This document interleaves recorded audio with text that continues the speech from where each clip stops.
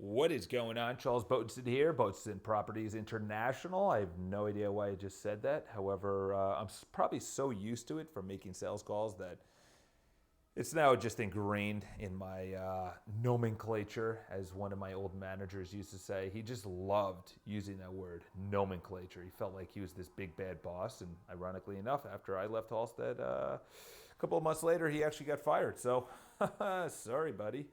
All right, so today we're going to be talking about something called what price are you willing to pay? Okay? What price are you willing to pay? And here's a better question. When are you willing to pay that price? When do you want to pay that price? Okay? So first of all, think about what you want to do. All right? What do you want to do? Like you can't just kick a boat into the ocean and be like, "All right, let's go traveling. Let's go check something out." Why? Say you had gas in that, and I'm literally thinking of the early 1700s when they had sails and they just had a rudder and they just landed on land and that was it. There was a port and they pulled in and they dumped off stuff, or they discovered land or opportunities, or they had goods or whatever. And they had a compass. They had somewhere they wanted to go, unless your name was Christopher Columbus and you're sort of discovering something and blah, blah, blah. But why am I saying what price you're willing to pay? Because you're going to be paying a price. What is it? Do you want a good body? Do you want a relationship? Do you want a better life? Do you want more money? Do you want to save money? Do you want to start your own company? What do you want to do? Seriously. You have to know. That's number one. Step number one. I don't even want to get into this podcast unless you actually have that thought of. People are like, how do I find my passion? Try a bunch of shit. What do you look at most on YouTube? Is it self-development? What about self-development? For me, it's literally everything. Anything I suck at, I want to learn at. And there's a lot of things I suck at. So there's a lot of learning that I'm doing. Science, I was a shit science student. Math, I hated math. History, kind of liked it. Sports, loved playing. Didn't really like learning it. Negotiating, sales, I thought it was kind of sleazy. Now I'm like, you know what? It's all necessary. And you could do it where it's not corny. It's not wrong. So number one is, when you're saying the price that you want to pay, you have to find out what you want to do. We'll talk about a multitude of things. Number one is, if you want to create wealth. All right? You want to create wealth? Fantastic. Good for you. Congratulations. Pat yourself on the back. You know what you want to do. Create wealth. What price are you willing to pay? Okay? What time do you want to wake up? Who do you want to hang out with? Do you want to go to seminars? Do you think seminars are an investment or a cost?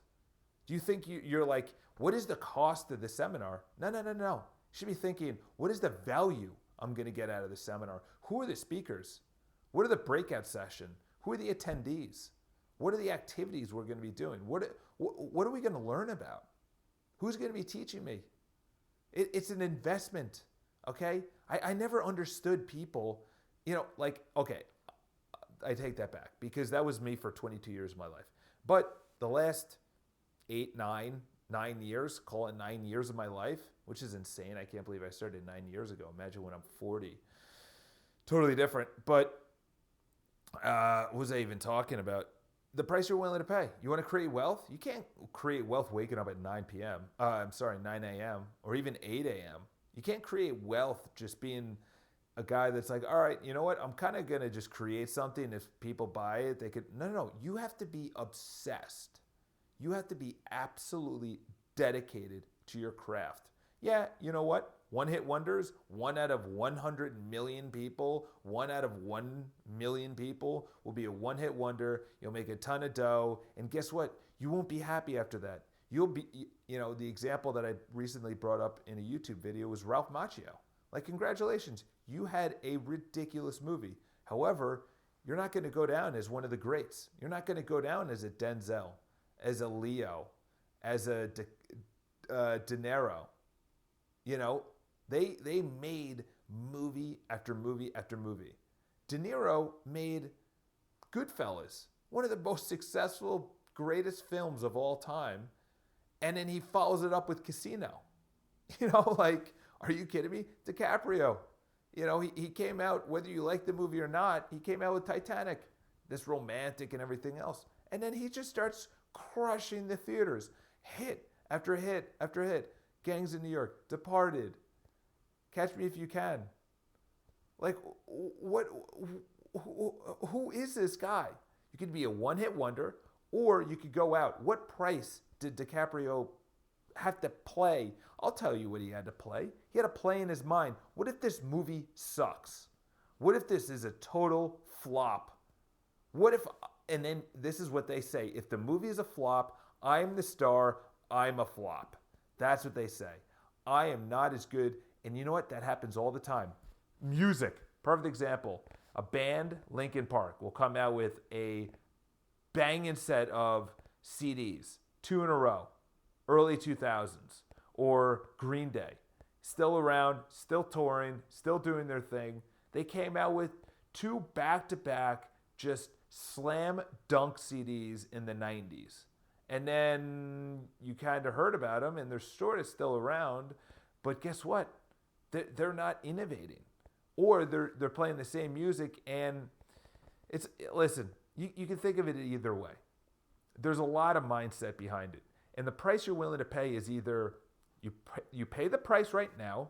We'll talk about health, and then we'll talk about wealth, and then we'll talk about starting a business. Health. You either wake up early, paying a price right there. Why? Because you don't want to. Nobody wants to. No, you think I want to wake up at 5 a.m. every single day? No.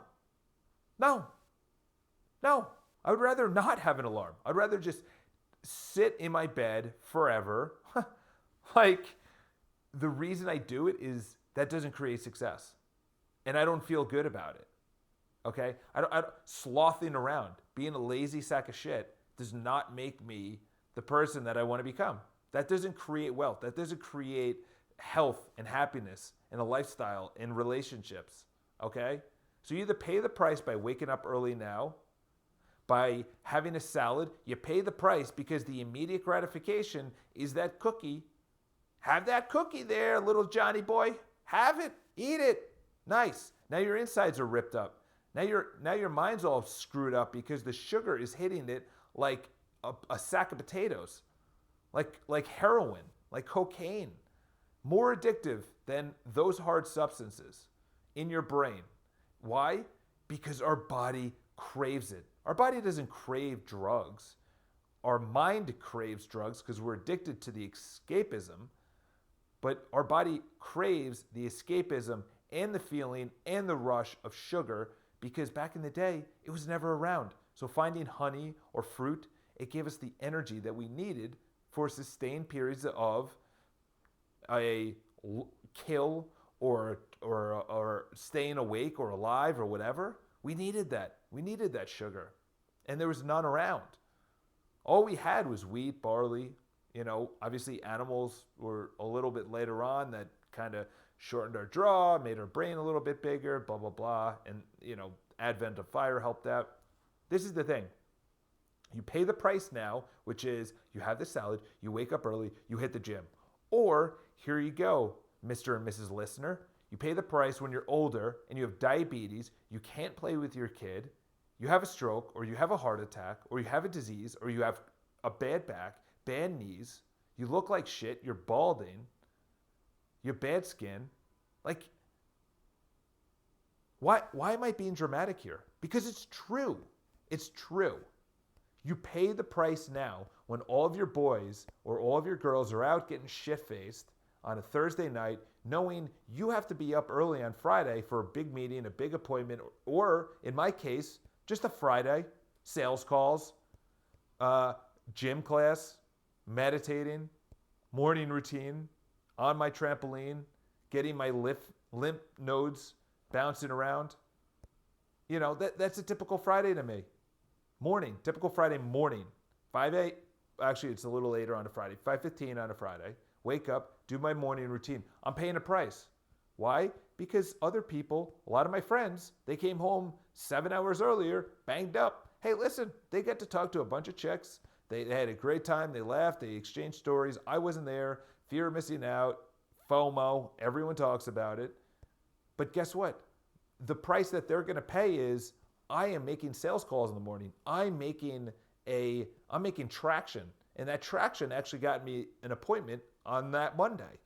So you either pay the price by staying in and waking up early and eating correctly and going to the gym, or they're going to pay the price because they added on carbs. They're going to wake up hungover. They spent money. It's really priority. And listen, it's nothing is good or bad as long as you know it. You can't just in your later years blame like, oh, I wish I didn't party. Like, of course you know. Of course you know you're going to be hungover if you go out and you get completely messed up, if you bang back a couple of martinis. You throw a couple of shots down. Like, you pay the price now. Let's talk about money, all right? Money. You either work your ass off now and you save money instead of spending it on dumb shit like sneakers or purses or clothing or belts, or just dumb things that have zero return in your life. I was that guy. This is the reason why. I had a big insecurity growing up because though I was middle class or lower middle class, whatever you want to call it, I don't really care. Whatever, it doesn't mean anything to me. But there was a lot of people that had money around me. They were wealthy. They had really cool birthday parties. They went on a bunch of trips. They had nice things, nice cars. They belonged to nice clubs and country clubs and blah, blah, blah. I didn't have that. So it was a big insecurity growing up. And then I started actually making a couple of dollars post-school, post-college. And guess what I did? I started buying shit I didn't need. Really expensive shoes, really expensive belts, really expensive clothing. You know what? I could have saved myself tens and tens and tens of thousands of dollars and bought something equally as fitted, equally as nice. It just didn't have the tag that everyone is buying it for, the label, the company name. And to be honest, it's kind of embarrassing because people still do that. A lot of people still do that. I'm in real estate, and you see who paid the price when they were younger by not going out, by not buying dumb, stupid things, and they're paying the price then by the immediate gratification is going out, spending a lot of money at restaurants, buying purses and watches and whatever. One thing I do not like about Tai Lopez is that that's what he does. That's all he does. Look at my private jet. Look at all these checks I'm buying everything for. Dude, you're going to pay the price at one time. How is that sustainable? How is that sustainable? He's living in this insane crib in the Hollywood Hills. I don't know if he's renting it or he's buying it or whatever. But dude, you're either paying the price now, and he's paying the price with immediate gratification. Or you pay the price later when he's saying, shit, I should have saved a couple, $50,000 a month that I'm renting this house for, or 45, whatever the price is. I should have rented something like a normal human for, dude, you have no kids. You're not married. I understand if you have passive income that easily pays for that. That makes complete sense. But the thing is, it's not sustainable unless it is sustainable. And the thing with sustainability is your company needs to be doing just stuff when you're not working. He has to actively work for sales for his company to grow. Okay? Listen, it's not on Tai. I'm not blaming Tai. It's just the image. The image of actually saying, I could spend all this shit and it's going to be sustainable. Dude, you don't need that watch. And I'm not saying to Tai. I'm saying it to myself when I was 25. Dude, you don't need that watch. You don't need a $1,000 suit. Buy a $150 suit, put another $50 into tailoring it, and it looks just as good as that $1,000 suit. And oh, by the way, you just saved yourself $800. The pain of not having Hugo Boss, or I don't know, what's an expensive suit? Tom Ford. Tom Ford's like $5,000 though. But that's the thing, is that you pay the price now or you pay the price later. Here's the last thing. Relationships.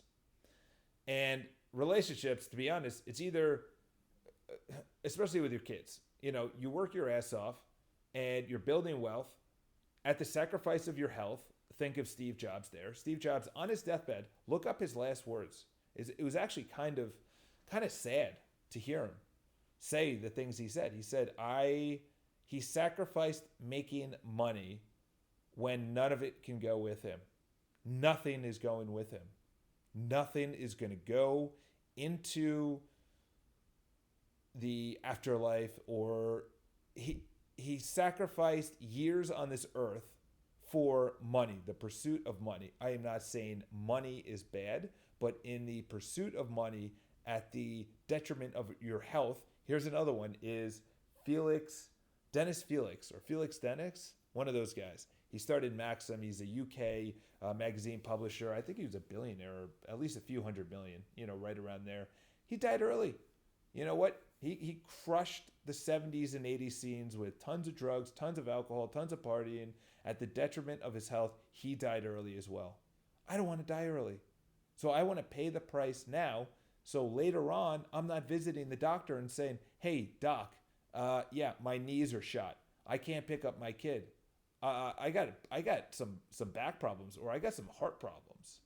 It's like, do the things now so you can enjoy it later on. Les Brown has that one famous quote: do what you need to do now, because later on, then you don't need to do anything. There's how many people are in retirement? They don't have enough money. So save now so you can do what other people are not willing to do, to have what other people will not have. Something along those lines. I forgot the exact quote. Do what you need to, or do what others are not willing to do, to have what other people are not willing to do. I don't know, whatever the quote is. You kind of get the point. But you have to continuously ask yourself, what price am I willing to pay? Everyone wants 1 million subscribers. I want a big audience. Oh, okay, great. Are you willing to subject yourself to negative comments, to haters, to long stretches of 0 subscribers? Look at me. I am a perfect example of someone who has pumped out so much content, and love every single one of them, all subscribers. But how many do I have? Like 2,300? I'm not doing it for that. I actually enjoy this process, because I know, say I become, or when, not if, but when I become really big and there's a huge audience, like, I'm not going to be uploading this. I'm going to say my words, but there's going to be someone else that takes that file and then uploads it to podcast, or by that time it's going to be AR and VR, and then we're going to 3D print my face on. I'm just kidding. But and then here's the last thing. Here's the last notes that I write down. There is an absolutely, well, it's actually not public, so I can't really say it, but it was a program that I purchased from, I forgot what his name was, something Cunningham. Was it Cunningham? Not Richie Cunningham. He was the rich dad, poor dad guy. Rich dad, whatever. Keith Cunningham. There you go. So Keith Cunningham, I ended up meeting, and yeah. So it's called the Keys to the Vault. I think it's right around there. So this is the biggest thing, is that the Keith Cunningham, and just YouTube him. Keith Cunningham is like the guy that I want to become. He's in shape. He's brilliant. He's rich. His wife is hot. He's probably in his 60s. His wife is in her 50s, I think. I don't know. I'm totally making those numbers up, maybe.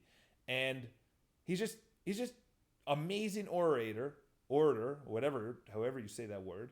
He's just crushing life at like the highest levels.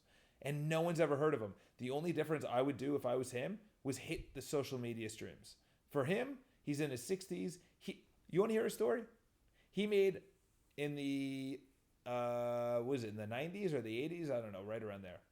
This is really funny how he explains the story. So he made $100 million, and then he lost $100 million. Or no, I'm sorry. This is what it was. He made $100 million, lost all of it, then went into debt, $50 million or $100 million. It was like some insane amount. Then went through a divorce. So he's at like the lowest of his lows. And he talks about sitting in his hotel room, fat, overweight, ready to take his life, just commiserating in his misery. And guess who's thrown onto the TV? Big chopping tooth Tony Robbins infomercial, late night. The guy orders up the 30-day personal power. Keith Cunningham crushes through it, makes all the money back, and then some. Now he's worth over $100 million, and now he's in, like, he literally, how long did that take? You know, his kids hated him. He was a total asshole, he said. That's the thing is, so long story short, because that wasn't really short, but just look him up. But Keith Cunningham, in one of his infamous videos that I have, it's private on my YouTube channel because it was a DVD that I bought. I met him. He's a great guy, whatever. But he says, what have you made a non-negotiable in your life? What have you made a non-negotiable in your life? And I'm going to actually make a separate video about this, but it is definitely a question that you need to actually contemplate. Like, what non-negotiables? The food you eat, the people you hang out with, how much you save, how much you make, what's your body type, what's your mindset, how much do you read, what time do you wake up, what time do you go to bed? You know, what do you wear? It's limitless. What have you made non-negotiable? I'll tell you one of mine. I will never date a girl who is a smoker. I'll never date a girl who's not into self-development. I'll not date a girl who's not into health. Those are three massive things. Number one is health, smoking, any kind of drugs. I don't even care if it's pot or excess drinking. You know, it will crush your skin. Excess drinking crushes your skin. Your skin is made out of collagen, and alcohol breaks that down because it squeezes all the liquid, all the water, H2O, out of your skin, and then it purses up, it ages, it dries out, and then you look like an old bag of, you know, whatever, skin. So number one is any kind of excess drinking or any kind of drug, smoking, pot, prescription, anything, doesn't matter. Number two, got to be in shape, got to be in self-development. And, you know, then we go from there. You know, what's her family like? What's her job? She's got to have a job because I don't want her to be at home with the kids because there's no way I would be able to come home and just have her just sitting there and be like,